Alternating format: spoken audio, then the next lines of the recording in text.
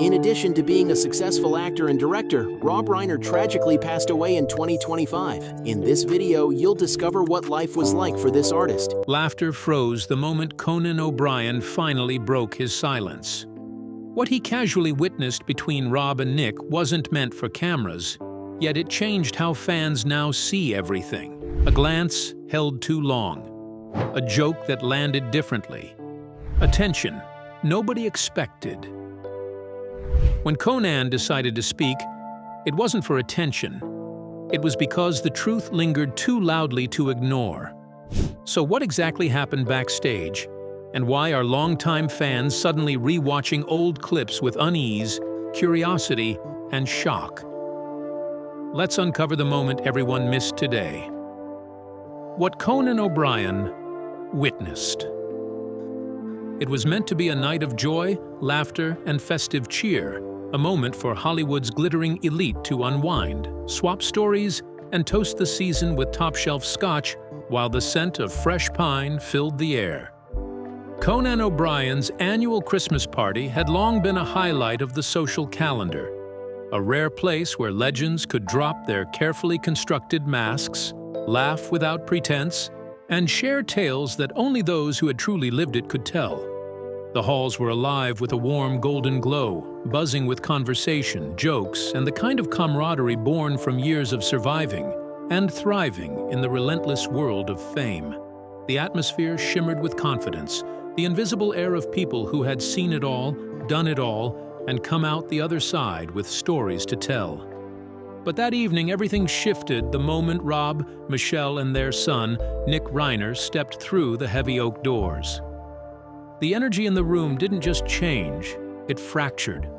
Conversations stuttered and stopped mid-sentence. Laughter faltered, replaced by uneasy glances. Smiles stiffened into masks, and a subtle hush fell over the crowd. Even seasoned Hollywood veterans, accustomed to eccentric behavior and occasional drama, sensed something deeply wrong. There was a tension that wasn't just palpable. It was almost physical, pressing against the walls like an invisible weight. Everyone instinctively understood. This was no ordinary disruption. Something dark, charged, and unpredictable was about to unfold.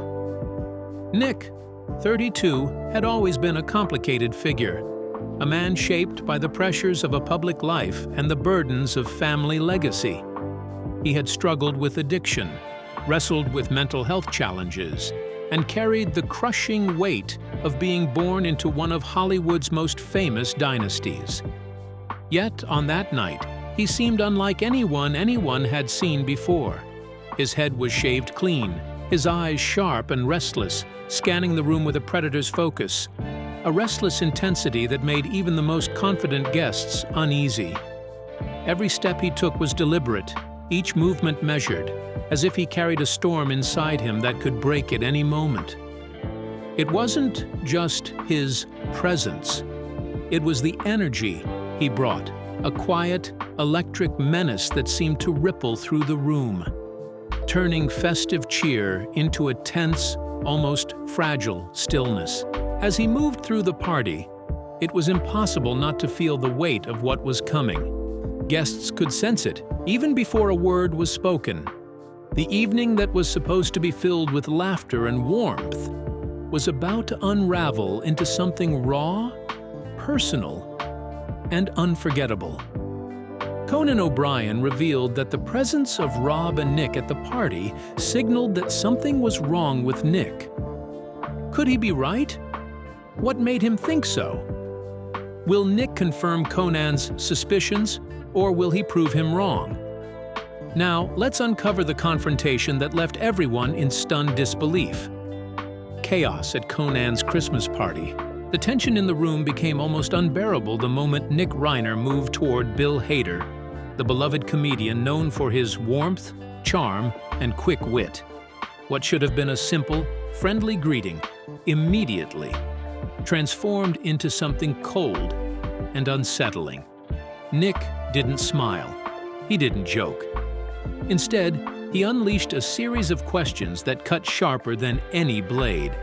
What's your name? Are you famous? His words weren't casual curiosity. They carried a deliberate sting, designed to test, intimidate, and humiliate. Laughter died mid-sentence. Glasses froze in place. Even the most seasoned guests, accustomed to Hollywood's drama and theatrics, felt a chill creep down their spines. The holiday cheer that had filled Conan O'Brien's house moments before evaporated in an instant. Smiles froze, conversations fell silent, and an uneasy energy settled over the gathering like a thick, heavy fog. People exchanged nervous glances, unsure whether to intervene or pretend nothing was amiss. Something about Nick's presence was different, more menacing, more calculated than anyone had anticipated. Rob Reiner, usually the picture of calm, charm, and control, felt the strain immediately. His famous grin, so familiar from classics like The Princess Bride and When Harry Met Sally, looked hollow up close. His eyes tightened, jaw set, and shoulders stiffened. He wasn't just attending a party. He was struggling to keep his family from unraveling in front of an audience of Hollywood's elite. Every word, every glare, every pause in the room weighed on him as he tried to guide the moment back to civility. Michelle, always the steadfast anchor, seemed momentarily paralyzed, her eyes darting around the room as she searched for a way to de-escalate, a quiet escape, or anything that could prevent disaster. At the edge of it all, Conan O'Brien observed with a keen eye, fully aware that this was not a drunken outburst or playful mischief. It was something darker, more deliberate, a subtle but chilling collapse of control. And then it erupted. The argument between Rob, Michelle, and Nick didn't remain small or private. It unfolded with shocking intensity before every guest present. People who had known Rob for decades weren't seeing the Hollywood icon they admired. They were watching a father losing control, a family's private struggles erupting in stark, unfiltered reality. Every raised voice, every icy glare, every sharp word felt magnified by the knowledge that nothing about this confrontation could be hidden. By the end of the night, what should have been a joyous holiday celebration had transformed into a tense, unforgettable display of personal conflict. Guests left the party with a lingering sense of unease, acutely aware that warning signs had been present long before that evening, and ignored at their peril. The cracks in the Reiner family facade had been exposed, and there was no returning to the illusion of normalcy. Nick chose to humiliate a guest at Conan's party, confirming what Conan had suspected. Yet his father tried to intervene, warning him not to disgrace the family. Could Nick be controlled, or would the evening end in public disgrace? And what does this moment reveal to everyone present? Let's find out. The warning signs everyone missed. What made that night at Conan O'Brien's Christmas party so chilling wasn't just the heated argument, it was the unnerving sense that what everyone was witnessing had been quietly building for a long time. Guests would later describe Nick Reiner's behavior as deliberate, precise, almost surgical in its hostility. There was nothing impulsive or careless about it. His glances were sharp, his tone cutting, and every refusal to engage normally sent a signal. This wasn't just teenage rebellion or a momentary lapse. It was the surface of something far deeper and more troubling. Even the most experienced Hollywood insiders felt it. There was a tension in the air that couldn't be ignored, a creeping realization that the evening had unearthed cracks long hidden behind the polished smiles and small talk. Conversations that had been casual now felt strained. Laughter had vanished, replaced by a cold awareness that something serious was unfolding. Every move Nick made seemed measured, calculated to test boundaries and assert control. It was as if the party itself had become a stage for a performance he was orchestrating, with everyone around unwilling actors caught in the middle. For Rob Reiner, the situation was far more than embarrassing. It was terrifying. Here was a man who had spent decades directing massive film sets, mentoring actors and managing high-pressure projects with skill and authority. He was accustomed to control, accustomed to guiding people and shaping outcomes. But in that moment, facing his own son, he felt powerless. The fear wasn't about appearances. It was about real, tangible danger. Quietly, he confided to friends that night that he didn't know what Nick might do next. The words were spoken softly, almost in disbelief, yet they carried the weight of genuine dread. A man who had directed entire productions now felt like a bystander in his own home. Looking back, that party wasn't just a troubling memory. It became a clear, final warning. For those who were paying attention, the cracks were obvious. Nick's hostility, his icy stares, his refusal to follow any known pattern, all pointed to a larger storm brewing beneath the surface. It was a moment when intervention was still possible, when concern could have outweighed denial, when someone could have stepped in before the situation escalated further. But as history would show, those warning signs were ignored, and the cost of overlooking them would prove devastating. Conan O'Brien's festive gathering, meant to celebrate, had instead become a stark reminder of how subtle signals, glances, tone, behavior, can reveal danger long before tragedy strikes. That night stood as the quiet, uneasy prelude to the events that would follow, a chilling illustration of how easily tension can build unnoticed until it erupts beyond control. Every attempt by Rob to caution Nick proved futile, so much so that he confided in a friend that he was genuinely scared. But was the fear justified? Would leaving the party put an end to the escalating argument between father and son? Now let's explore how the tension at Conan's party followed the Reiners home. From celebration to dread, the party eventually wound down and guests slowly began to drift away, hoping the night's tension would fade with their departure. But for Rob, Michelle, and Nick Reiner, the unease didn't vanish the moment they left Conan O'Brien's home. The argument, the icy stares, the hostile words, all of it followed them like an invisible weight pressing into every corner of the car. There was no sense of relief, no feeling that the worst was behind them. Instead, an almost tangible dread had settled over the family, one that seemed heavier with each passing mile. For those still inside, the scene left a lingering shock that hung in the air like a fog. Guests who had been laughing and exchanging holiday greetings only moments earlier now stood frozen, struggling to process what they had just seen. Faces that had been animated moments before were now pale and tense, smiles stiff, eyes wide with disbelief. Nobody could quite understand what they had witnessed, or predict what might happen next. The room had gone from lively celebration to a quiet arena of unease, leaving everyone aware that the night had ended, but the conflict had not. Inside the car, the argument continued in a more private, suffocating form. Words were exchanged, tone sharpened, and emotions simmered in silence, punctuated by occasional tense remarks that made it clear nothing had truly been resolved. Whatever had exploded publicly at the party now traveled with them, contained only by the car's walls and the darkness of the night. No festive decorations or warm lights could soften the heaviness of the moment.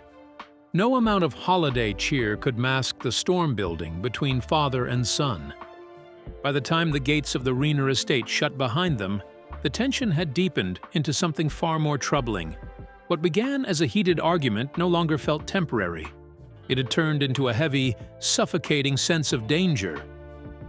The night had peeled back layers that could no longer be ignored. Small acts of defiance, sharp words, and controlled hostility now looked like clear warnings. Those cracks, once barely visible, were spreading fast.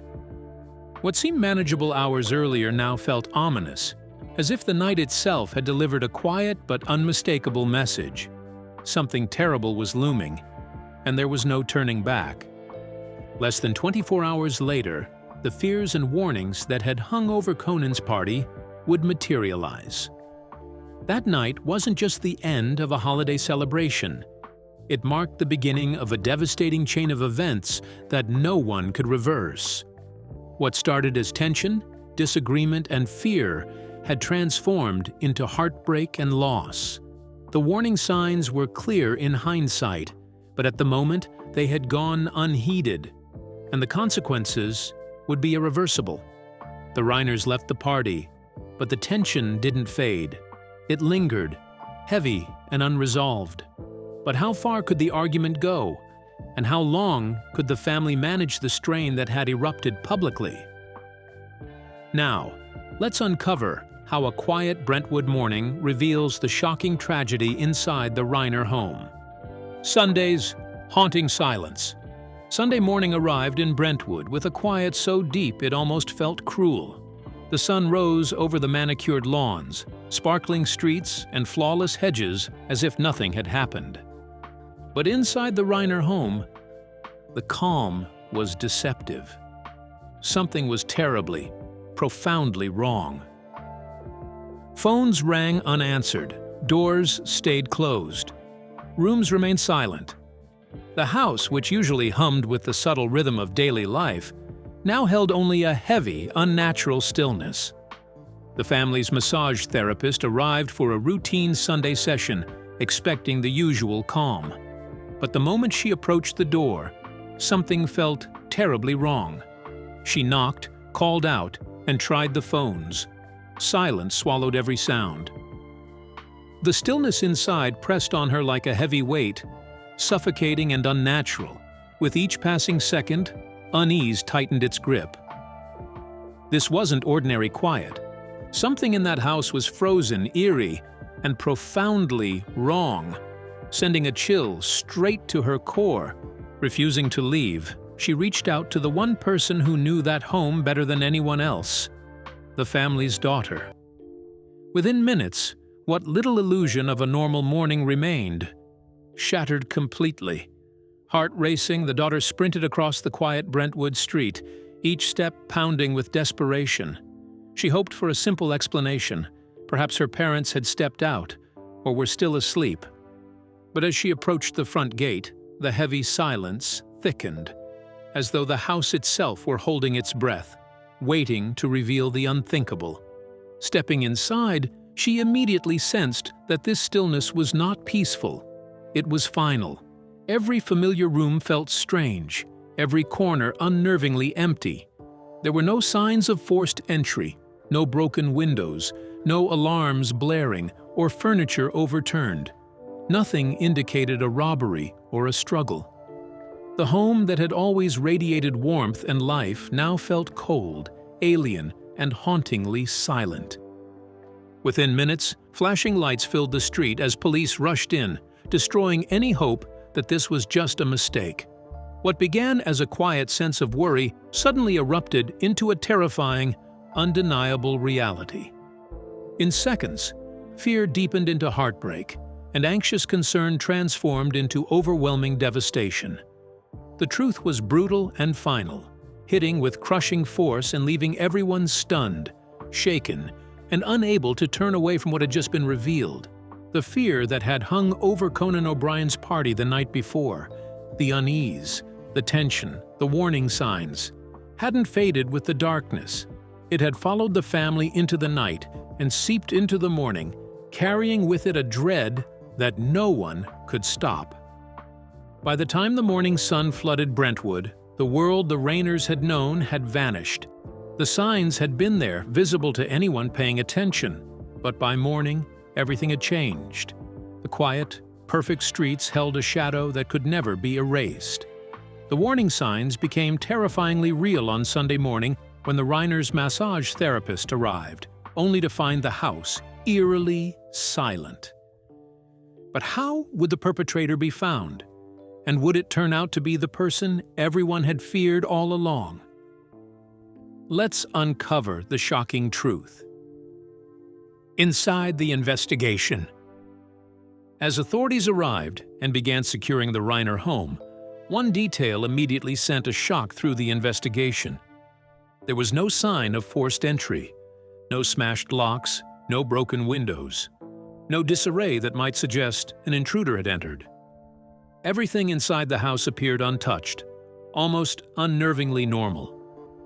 Whatever had occurred had come from within, an inside act that cast a long, dark shadow over the events of the previous night. The fear that Rob Reiner had quietly voiced at Conan O'Brien's party, the dread of not knowing what his son might do, now hung over the case like an ominous cloud, impossible to ignore. Police moved quickly, piecing together the scene and gathering evidence, but the attention inevitably turned to Nick Reiner. Investigators expected panic, the kind of chaotic escape or frantic mistakes that often accompany shocking incidents. But what they discovered was anything but chaotic. Surveillance footage began to surface, showing Nick moving through Los Angeles with an almost eerie, deliberate calm. He wasn't running. He wasn't panicking. He wasn't making rash decisions. Instead, he appeared ordinary, buying a drink at a convenience store, standing patiently in line, blending seamlessly with the other customers around him. Every motion was controlled, every gesture measured. That single piece of footage completely altered how the case was viewed. What many expected to be panic or reckless escape instead revealed something far more unsettling. Nick did not appear confused, frantic, or overwhelmed by emotion.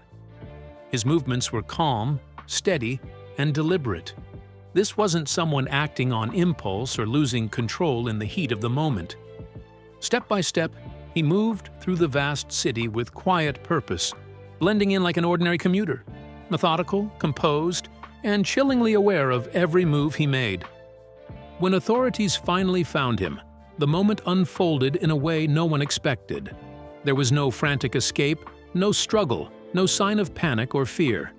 Instead, he gave himself up calmly, with an unsettling stillness that stunned investigators. The quiet surrender only deepened the mystery, raising a haunting question at the heart of the case. Was this the result of a mental collapse, or a carefully thought-out, deliberate act? From that point forward, the story shifted from being a harrowing account of what had unfolded behind the closed doors of a Brentwood home to a tense, unfolding examination of motive, control, and accountability. Every subsequent detail, every piece of emerging evidence only deepened the darkness surrounding the case. What initially seemed like a tragedy born from personal struggle now hinted at something more calculated, more deliberate, and infinitely more unsettling. The narrative was no longer confined to a single household. It had expanded into a chilling exploration of how carefully orchestrated actions can shatter lives and leave investigators, friends, and the public grappling with questions that may never have simple answers. Nick was arrested, and it became clear he was responsible for his parents' death. But what could have driven him to such a horrifying act? And how would authorities determine whether he was influenced by external factors or fully in control? Let's unravel the details. The high-security twist. The shock didn't stop with Nick's arrest. What followed only deepened the disbelief surrounding the case. Instead of being sent to a regular jail cell, Nick was quietly transferred to a high-security medical ward, a tightly controlled space where nothing went unseen. Every movement was tracked, every breath was watched, cameras followed him constantly, and guards remained on alert day and night. Officials said the move was for his protection, placing him in a secure environment away from outside threats and chaos. But for many watching closely, the decision raised even more unsettling questions. Yet behind the official reasoning, insiders whispered a far more unsettling truth. This wasn't just about safety. This was about control. That ward became more than a holding place. It became a stage, a battleground for what was to come. There, behind reinforced doors and unblinking cameras, the real questions were being written. Was this the result of a moment of madness, a sudden break from reality? Or had the calm, measured movements captured, on surveillance, been part of a calculated, deliberate plan all along. New evidence emerged soon after the transfer, and rather than answering questions, it deepened the unease. Surveillance footage revealed a man moving through his surroundings with chilling calm. His steps were steady, his actions deliberate. There was no panic, no rush, no visible confusion, only quiet control. To prosecutors, the footage was deeply troubling. Each moment suggested awareness, not chaos. Every choice appeared intentional, carefully thought out, pointing toward planning rather than a sudden mental break, and raising disturbing questions about what truly guided his actions. The courtroom battle that followed was just as intense as the disturbing night at the Christmas party. The defense pushed for treatment, arguing that deep mental health struggles should be met with care, not punishment. They described him as fragile, unstable, and cut off from reality at the time. But prosecutors told a very different story. They focused on control, intention, and awareness. Again and again, they played the surveillance footage, slowing it down, pointing out each calm movement and deliberate choice. To them, this wasn't confusion or panic. It was a clear decision, made with full understanding of the consequences. As the debate raged, the medical ward became more than a holding facility. It was a symbol of the collision between care and accountability, compassion and justice, mental health and morality. Every day inside those walls carried weight far beyond the physical confines of the room. For the world watching, it raised a chilling question. Could someone move through chaos so calmly, yet still be hiding a fully conscious darkness? And in that question, the horror lingered, sharper and colder than any headline. The uncertainty of whether tragedy came from illness or from intent. Beyond monitoring Nick's actions in a high-security medical ward, what lessons come from this entire incident? And how will his parents be remembered now that they are gone? Now, let's dive into the heartbreaking legacy of Rob and Michelle Reiner. Beyond fame and tragedy. The tragedy surrounding Rob and Michelle Reiner didn't end with arrests, headlines, or fleeting media attention. It left a wound far deeper than most could ever see, a scar that reached into the heart of family, trust, and love itself. Rob and Michelle were not just victims of a horrifying event. They were devoted parents who carried their love quietly, fiercely, and tirelessly. They tried with everything they had to hold their family together in a world that was already under pressure, a world that demanded perfection while often offering none. Their story lays bare an unflinching truth. Love, no matter how immense, cannot fix someone determined to walk a darker path. No amount of devotion, wealth, attention, or care can shield someone from themselves if they're heading toward danger. Even the strongest bonds, the fiercest dedication, and the purest intentions have their limits. Rob and Michelle's lives are a stark reminder that sometimes love alone is not enough. Fans remember Rob Reiner for the warmth, humor, and humanity he poured into his films. His work on screen reflected his heart, compassionate, genuine, and full of life lessons that taught people about kindness, second chances, and the value of connection.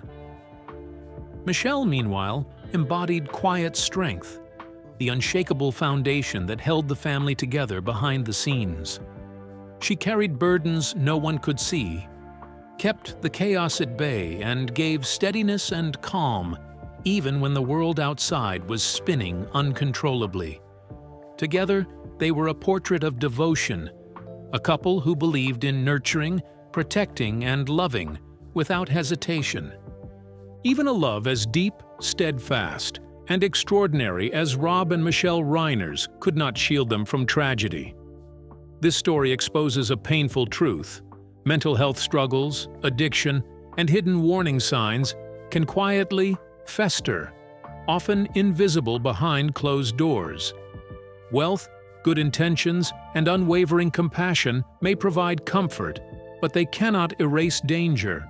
If the subtle signals of distress are missed or ignored, even the strongest love can be powerless against heartbreak and loss. This isn't merely a tale from Hollywood. It's a story that echoes in homes everywhere. It confronts us with unsettling, uncomfortable questions we often avoid. At what point does love and protection slip into denial? When does caring quietly allow harm to grow unchecked? How can we recognize the moment it's already too late to step in? This tragedy acts as a stark mirror, reflecting fears and doubts that dwell in every family, forcing us to reckon with the fragile balance between devotion, oversight, and the unseen dangers that lie behind closed doors. Rob and Michelle Reiner's legacy is not defined by how their lives ended, but by the love, empathy, and courage they gave to the world. Their story serves as a sobering, unforgettable reminder that awareness, honest communication, and timely action are the only ways to prevent warning signs from spiraling into irreversible heartbreak.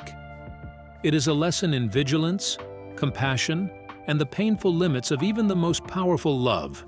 A lesson that resonates far beyond Hollywood, touching the lives of families everywhere. So, what do you think about Conan O'Brien's revelation? Could he have reported the incident in time to avert what followed? We would love to hear your thoughts in the comments below.